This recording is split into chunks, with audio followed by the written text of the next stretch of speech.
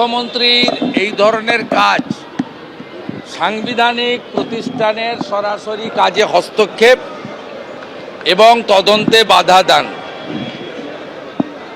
এটা একজন মুখ্যমন্ত্রী, তিনি শুধু রাজনৈতিক নেতা নেত্রী নন, প্রশাসনিক কর্তৃ। নিন্দা জানাই এবং ইডি নিশ্চয়ই তার ক্ষমতা বলে তাদের মুখ্যমন্ত্রীর বিরুদ্ধেও ব্যবস্থা নেওয়া উচিত বলে আমার মনে হয়েছে। সেই ব্যবস্থা তারা আইনের মধ্যে থেকে নেবেন।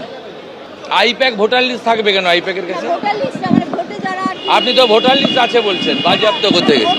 আইপ্যাকের কাছে ভোটার লিস্ট থাকবে কেন? আমি তদন্তের ব্যাপারে বলবো না, আমার জানা নেই।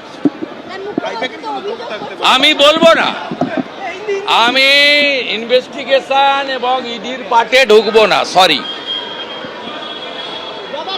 আমি মুখ্যমন্ত্রী যাওয়া, সিপি যাওয়াটাকে মনে করি অনৈতিক, অসাংবিধানিক, কেন্দ্রীয় সংস্থার তদন্তে সরাসরি বাধা দান। মুখ্যমন্ত্রী এর আগেও করেছেন রাজীব কুমারের বাড়িতে রেড হওয়ার সময়, এবং তিনি 5 ঘন্টা ধর্ণা দিয়েছেন নিজাম প্যালেসে। আপনার যখন ফিরহাদ হাকিম সহ বেশ কয়েকজনকে গ্রেপ্তার করেছিল, এটা মুখ্যমন্ত্রীর অভ্যাসের মধ্যে পড়ে।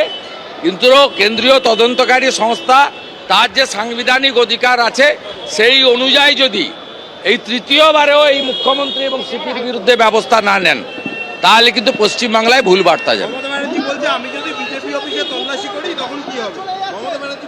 আইপ্যাক কি পার্টি অফিস নেই?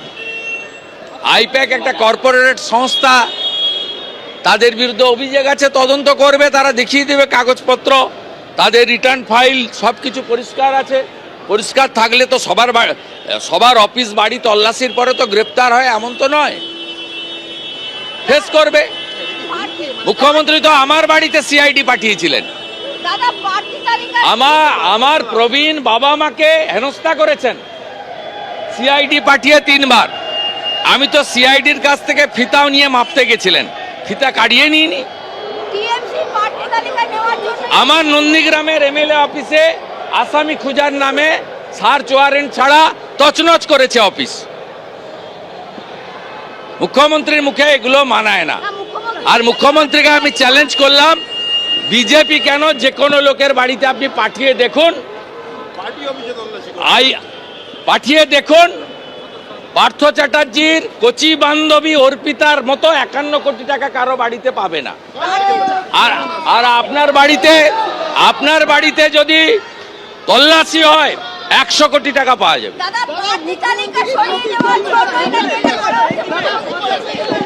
আমি আপনাকে আবারও বলি, IPAC not at all a political organisation.